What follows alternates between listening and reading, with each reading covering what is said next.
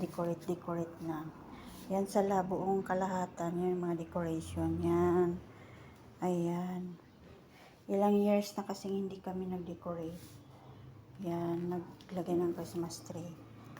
Mula nung undoy, hindi na naglagay ng Christmas tree. Mga ganito na lang, o mga flower yun, nandun sa sulok. Ayun yung nasa gitna, malapit sa windows. Yan siya. Tapos yung pinaka guys, yung si Baby Jesus is here.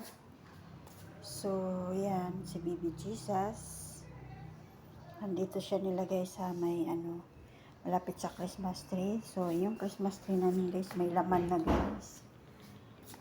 Meron na siyang mga regalo. Galing sa Cebu pa yung regalo na yan guys. Ayan. So, ang Christmas tree hanggang tulo ng walang hanggan. Hindi ganyan guys. Ayan o. Ayan. Yung ating Christmas tree. Wala lang siyang ilaw pa ngayon kasi binibilan pa yung Christmas tree natin ng ilaw. So, siguro bukas or mamaya lalagyan na yan. Baka makabili sila doon. Kasi, yun. Dito sa may piano, ayun, may decorate na lang, parang, anong tawag doon na fruits? Basta mga ganyan. Mga, yung nilalagay sa cake?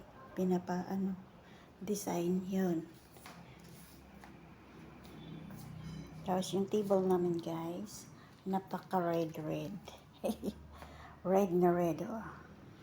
Ganon ang aming table guys.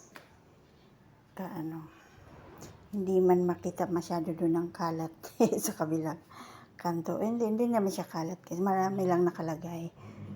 Ang pinaka-best dito is si Kermit ay napagod na. Si Kermit ba, napagod na sa kakaupo. Ilang years na siyang laging nakaupo, hindi man lang siya nakahiga. Ito si Kermit. Yan, ilang years na siyang nakahiga, nilabahan na siya. Andyan pa rin siya, nakaupo pa rin sa upuan ng mga babies. Diba, Kermit?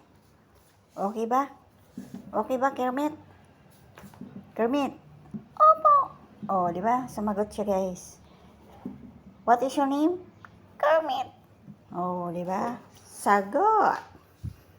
Yun, guys. Thank you so much for watching.